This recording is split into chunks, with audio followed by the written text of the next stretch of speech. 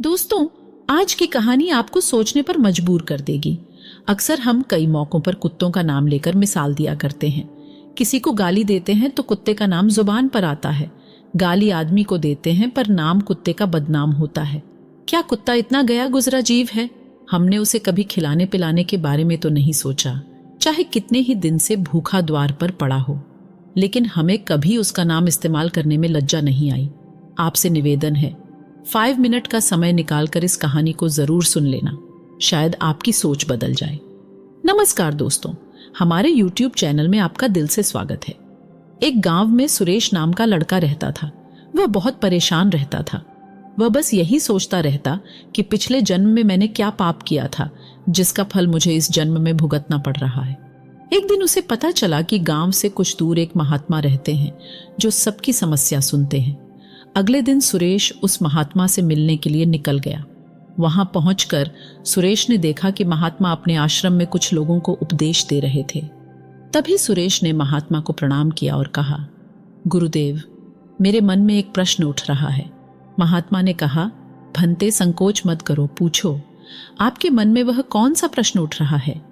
तब सुरेश ने कहा, गुरुदेव, मैं ये जानना चाहता हूं कि कुत्ते को एक टुकड़ा रोटी खिलाने से मनुष्य को कौन सा फल मिलता है। तभी महात्मा ने बताया, अगर मनुष्य कुत्ते को रोटी खिलाने के 8 फायदे जान जाए तो कभी दुखी नहीं होगा। भंते, कुत्ते को एक टुकड़ा रोटी खिलाने से मनुष्य को 8 फायदे होते हैं तथा जो भी मनुष्य इन फायदों के बारे में जान जाता है उसका जीवन धन्य हो जाता है और उसको जीवन में कभी दुखों का सामना नहीं करना पड़ता है। जो भी मनुष्य पृथ्वी लोक पर कुत्ते को एक टुकड़ा रोटी खिलाता है उसे 8 फायदे होते हैं और वह जीवन भर सुखी रहता है और उसे मृत्यु के बाद मोक्ष की प्राप्ति होती है। महात्मा ने कहा, भंते, तुम्हें एक कहानी सुनाता हूं, ध्यान से सुनना, फिर तुम्हें सब पता चल जाएगा। एक समय की बात है, एक काले रंग का कुत्ता था। वह बहुत ही लाचार था और भूखा प्यासा था। वह गांव में सभी के घर घर जाता था, परंतु उसे कोई भी व्यक्ति रोटी का एक टुकड़ा भी नहीं देता था। वह भूख के मारे इधर उधर घूमता रहता। एक दिन वह गांव के बाहर नदी के किनारे एक ऋषि के आश्रम पर पहुंच गया और ऋषि से कहने लगा, हे मुनिवर, मुझे लगता है आप बहुत ही विद्वान तथा ज्ञानी हैं, इसीलिए मैं भूखा प्यासा आपके पास आया हूँ। कृपा करके आप मुझे एक टुकड़ा रोटी का दे दीजिए जिसे मैं खाकर अपनी भूख को शांत कर लूं। तभी वह ऋषि कहते हैं, हे स्वान, क्या तुम्हें गांव में एक टुकड़ा रोटी का किसी ने नहीं दिया जिसे तुम खाकर अपनी भूख मिटा सको?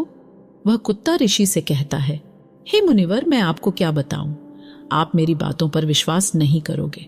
तभी वह ऋषि कहते हैं, स्वान, तो बताओ, तुम्हारी बातों पर मैं विश्वास अवश्य करूंगा। मुझे तुम बहुत ही लाचार दिखाई पड़ते हो। तभी वह कुत्ता कहता है, ठीक है मुनिवर, मैं आपको अपनी बीती बताता हूं। कुत्ता ऋषि से कहता है, हे मुनिवर, दुनिया के लोग हम पर रहम करो। हमारा कोई घर नहीं होता है, कोई आसरा नहीं होता है, कमाकर खाना हमें नहीं आता है, हमें वस्त्र भी पहनने का ज्ञान नहीं है, इसलिए सर्दी, गर्मी और बरसात में हम ऐसे ही घूमते रहते हैं।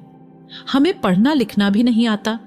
मुनिवर, आपकी तरह हमें अनुशासन नहीं आता, हमें आपकी तरह बोलना नहीं आता। यह हमारा दुर्भाग्य ही समझिए, परंतु हमें आपकी तरह भूख भी लगती है। चोट लगने पर हमें आपकी तरह पीड़ा भी होती है। हमें आपकी तरह रोना भी आता है। बस इन्हीं 3 कामों में हम आपकी बराबरी करते हैं, इसलिए हम पर दया दिखाइए, हमें और कष्ट मत दीजिए। ईश्वर ने तो हमें वैसे भी कष्ट देकर ही भेजा है, ऊपर से आप लोग हमें परेशान करते हैं। हम आपकी तरह मनुष्य नहीं हैं, हम पराधीन जीव हैं। जब हमारा जन्म हुआ उस समय हमारे आंख कान बंद थे। कह नहीं सकते कि उस समय आपके जन्म पर जैसे नाच गाना होता है, बाजे बजते हैं, खुशी मनाई जाती है, हमारे जन्म पर भी यह सब हुआ होगा। हमारे जन्म पर किसने खुशी मनाई होगी? हम जिस बिछौना पर थे वह रुई का नरम तो था, पर हमें माँ के शरीर की गर्मी थी, इसलिए सर्दी बिल्कुल नहीं लगती थी।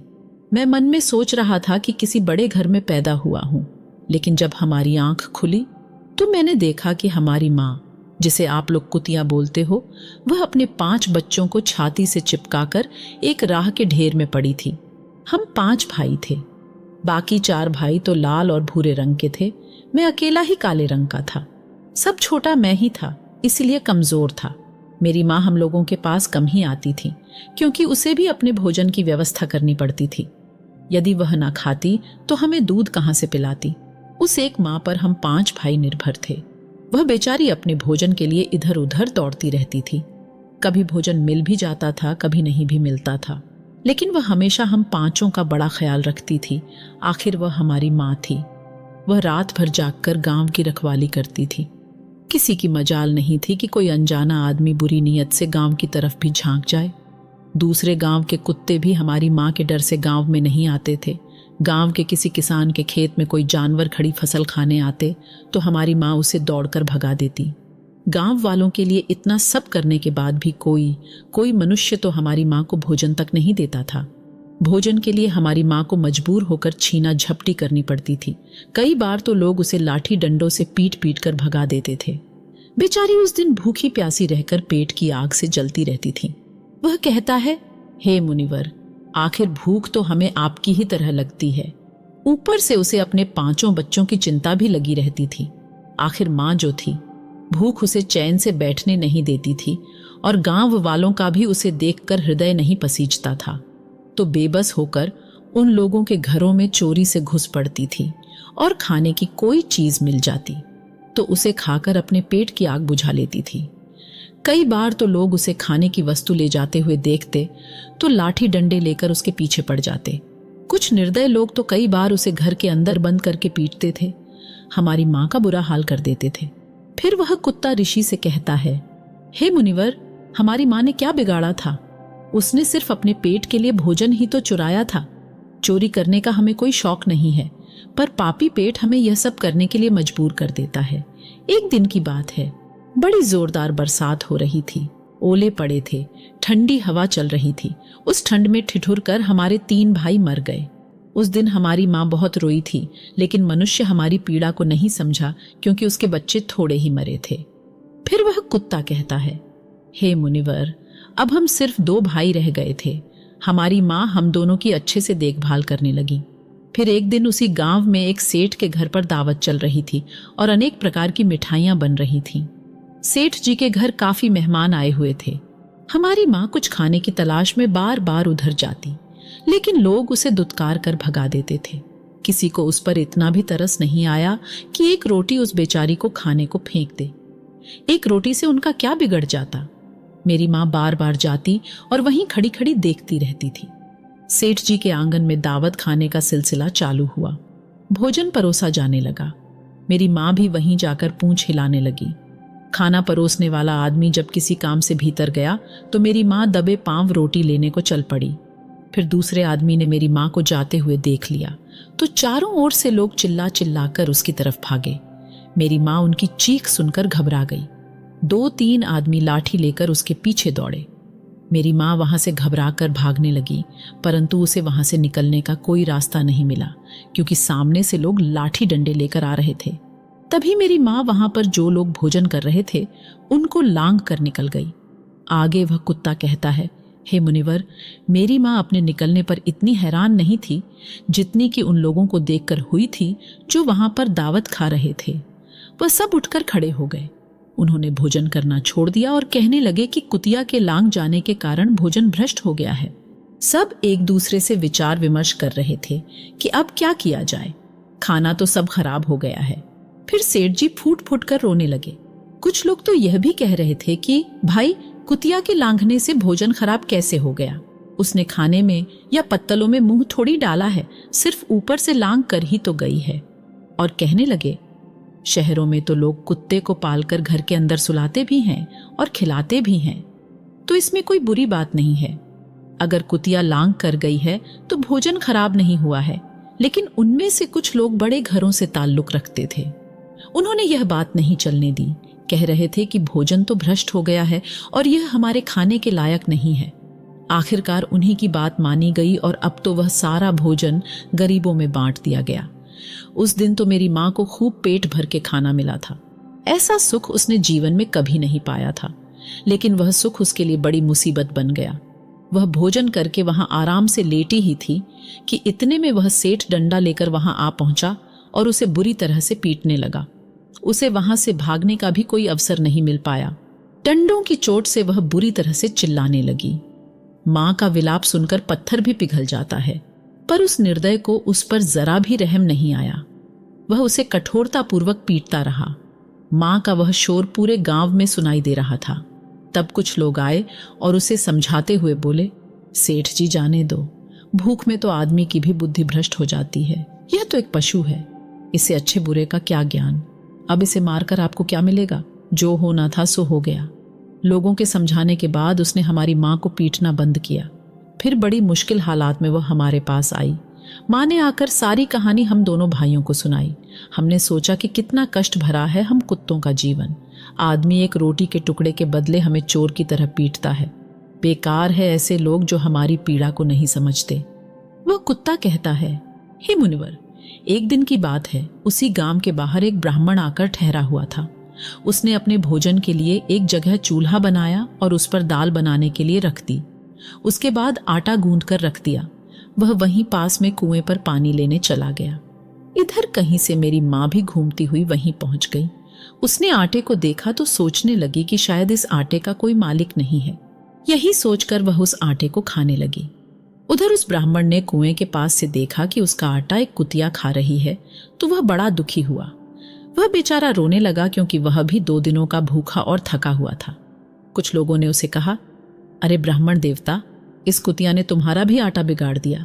कल तो इसने सेठ जी की पूरी रसोई बिगाड़ कर रख दी। ब्राह्मण दुखी होता हुआ बोला, भाई, मुझे क्या मालूम था कि यह दुष्ट कुतिया मेरे आटे को खाने के लिए घात लगाए बैठी है। ब्राह्मण ने नाव देखा न ताव, लाठी लेकर उस कुतिया के ऊपर टूट पड़ा। मां उस आटे को ठीक से खा भी नहीं पाई थी, पर उससे ज्यादा कि उस पर लाठी बरस गई। महीनों तक मेरी मां लड़खड़ाते हुए घूमती रही। तब उस दिन समझ में आया कि आदमी कितना खुदगर्ज है। हम उसका कोई भी कार्य करते हैं तो भी वह हमें नहीं समझता। आगे वह कुत्ता कहता है, हे मुनिवर, हमारी कमी यह है कि हम उन्हीं मतलबी इंसानों के अधीन रहना चाहते हैं जो हमें कष्ट देते हैं। जो हमें प्यार से खिलाता है, हम उसके कितने काम आते हैं यह नहीं पता। उनके घर की रखवाली तो करते ही हैं, साथ ही साथ और भी बहुत सारे लाभ हैं जिन्हें मनुष्य नहीं जानता। महात्मा ने कहा, यदि मनुष्य कुत्ते को रोटी खिलाने के फायदे जान जाए तो अपने जीवन में होने वाले नुकसान से बच सकता है।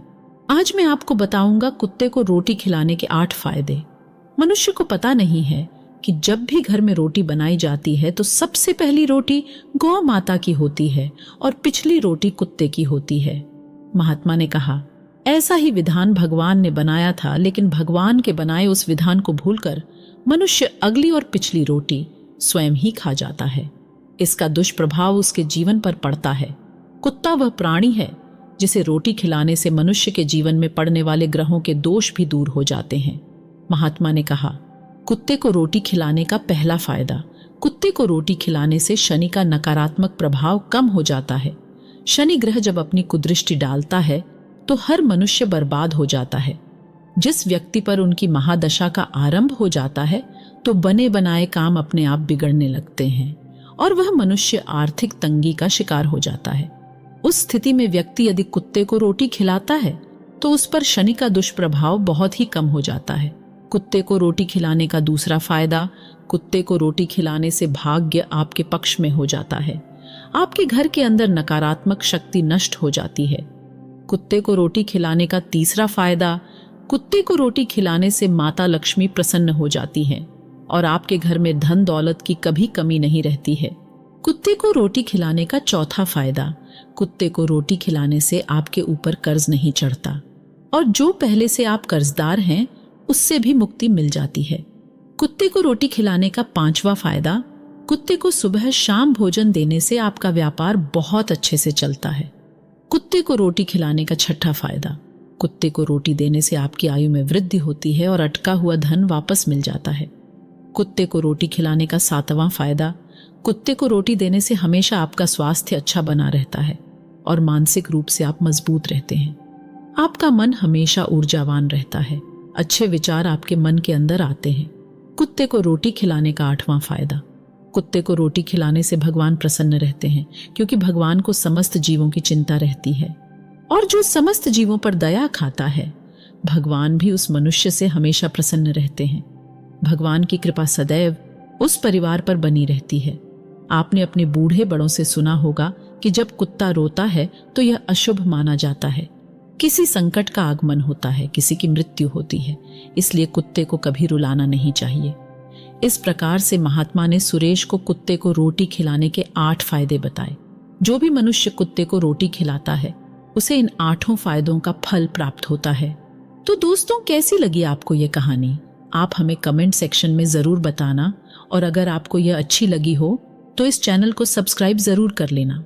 तो चलिए मिलते हैं ऐसी ही कोई नई कहानी में। तब तक के लिए अपना ख्याल रखें। धन्यवाद और नमो बुद्धाय।